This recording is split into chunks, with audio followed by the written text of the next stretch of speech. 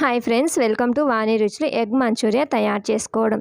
ఇది అచ్చం రెస్టారెంట్ స్టైల్లోనే ఎంతో హాట్గా స్పైసీగా ఉండే ఈ ఎగ్ మంచూరియాని ఈవినింగ్ టైం స్నాక్స్గా సర్వ్ చేసుకుంటే కనుక పిల్లలైనా పెద్దవాళ్ళైనా ఇష్టంగా తింటారండి. ఒకసారి ట్రై చేసి చూడండి. ఎగ్ మంచూరియా టేస్ట్ కూడా చాలా బాగుంటుంది. ఇప్పుడు ప్రిపేర్ చేసుకోవడానికి 5 ఎగ్స్ని తీసుకొని స్టవ్ మీద పెట్టి బాగా ఉడికించుకోవాలి. ఇలా ఉడికించుకున్న వాటిని ఇప్పుడు స్టవ్ ఆపేసి చల్లారడానికి పక్కన పెట్టుకోండి.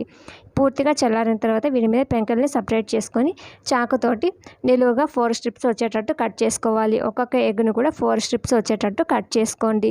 ఈ వీడియో కనుక నచ్చినట్లయితే ఒక లైక్ చేయండి. అలాగే కొత్తగా చూసేవాళ్ళు ఛానల్ని సబ్స్క్రైబ్ చేసి బెల్ ఐకాన్ మీద క్లిక్ చేస్తే నోటిఫికేషన్స్ ముందుగా వస్తాయి. వీటిని పక్కన పెట్టుకొని మరొక గిన్నెలోకి ఒక ఎగ్ని క్రాక్ చేసి యాడ్ చేసుకోవాలి. ఇందులోకి 1/2 టీ స్పూన్ సాల్ట్ని, 1/2 టీ స్పూన్ అల్లం వెల్లుల్లి పేస్ట్ని, అలాగే 1/2 టీ స్పూన్ బ్లాక్ పెప్పర్ పౌడర్ని యాడ్ చేసుకొని మనకి ఎగ్గులోకి సాల్ట్ అలాగే అల్లం వెల్లుల్లి పేస్టు బ్లాక్ పెప్పర్ పౌడర్ మొత్తం కలిసే విధంగా బాగా బీట్ చేసుకోవాలి. ఇలా బీట్ చేసుకున్న దాంట్లోకి 3 టేబుల్ స్పూన్ల మైదాని అలాగే 3 టేబుల్ స్పూన్ల కార్న్ఫ్లోర్ని యాడ్ చేసుకోవాలి. ఇంతకుముందు వీడియోలో ఎగ్ పప్పు, ఎగ్ షేర్వా, ఎగ్ ములక్కాడ కర్రీ అలాగే ఎగ్ గ్రేవీ కర్రీ అప్లోడ్ చేశానండి. లింక్ అనేది డిస్క్రిప్షన్లో ఇస్తాను. ఒకసారి చెక్ చేసి ట్రై చేయండి.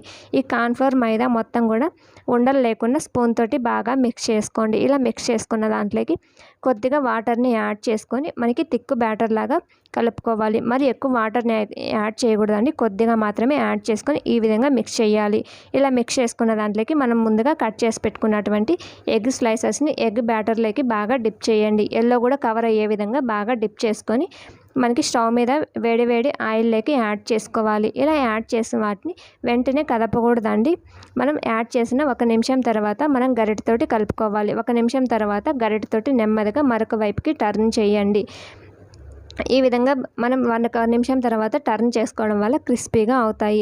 మనకి ఇవి లైట్ గోల్డెన్ కలర్ వచ్చేంత వరకు ఫ్రై చేసుకోవాలి. ఇలా వస్తే చాలండి. ఈ స్టేజ్లో ఉన్నప్పుడు మనం గరిటెతోటి తీసుకొని వేరొక ప్లేట్లోకి ట్రాన్స్ఫర్ చేసుకోవాలి. అన్ని స్లైసెస్ని కూడా ఇదే విధంగా చేసుకొని పక్కన పెట్టుకోండి. ఇప్పుడు ప్యాన్లోకి 2 టేబుల్ స్పూన్ల ఆయిల్ని యాడ్ చేసి ఆయిల్ వేడైన తర్వాత అందులోకి 1 టీ స్పూన్ అల్లం తరుగుని, 1/2 టేబుల్ స్పూన్ వెల్లుల్లి తరుగుని, అలాగే 3 కట్ చేసిన పచ్చిమిర్చిని, 1 కట్ చేసిన ఆనియన్ని, అలాగే కొద్దిగా కరివేపాకుని యాడ్ చేసుకొని వీటిని హై ఫ్లేమ్ మీదనే టాస్ చేయాలండి. వెల్లుల్లి అనేది గోల్డ్ కలర్లోకి వచ్చి ఆనియన్ మెత్తబడేంత వరకు టాస్ చేయండి. ఇలా టాస్ చేసిన దానికి 1/2 టీ స్పూన్ మిరియాల పొడి, 1 టేబుల్ స్పూన్ టమాటా కెచప్, అలాగే 1 teaspoon dark soya sauce, 1/2 tablespoon schezwan chutney, అలాగే 1 టీ స్పూన్ వెనిగర్ని యాడ్ చేసి సాసెస్ అన్నీ కూడా హై ఫ్లేమ్ మీదనే బాగా టాస్ చేయండి. ఇలా టాస్ చేసుకున్న దాంట్లోకి 1 టీ స్పూన్ సాల్ట్ని అలాగే కొద్దిగా షుగర్ని యాడ్ చేయండి. ఫ్లేవర్ అనేది చాలా బాగుంటుంది. ఇవి రెండింటిని కూడా యాడ్ చేశాక హై ఫ్లేమ్ మీద మరొకసారి బాగా టాస్ చేసుకోవాలి.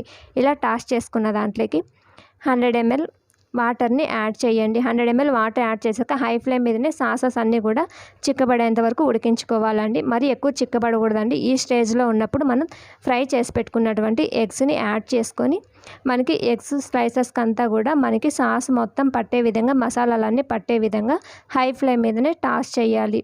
మనకి సాస్ చిక్కబడితే ఎగ్ స్లైసెస్కి మసాలాలన్నీ పడవండి. మనకి ఉడికించుకునేటప్పుడు మీడియంగా సాసెస్ అనేది ఎక్కువ చిక్కబడకుండా ఉడికించుకోండి. ఈ విధంగా హై ఫ్లేమ్ మీద బాగా టాస్ చేశాక చివరిలో కొద్దిగా కొత్తిమీరని యాడ్ చేయండి. మన దగ్గర స్ప్రింగ్ ఆనియన్స్ ఉంటే స్ప్రింగ్ ఆనియన్స్ కూడా యాడ్ చేసుకోవచ్చండి. కొత్తిమీర యాడ్ చేశాక మరొకసారి టాస్ చేసుకొని మనకి ఈ విధంగా సాసీగా అలాగే జ్యూసీగా ఉన్నప్పుడే వీటిని సర్వింగ్ ప్లేట్లోకి సర్వ్ చేసుకోండి. మనకి ఆనియన్స్ తోటి సర్వ్ చేసుకుంటే టేస్ట్ అనేది చాలా బాగుంటుంది.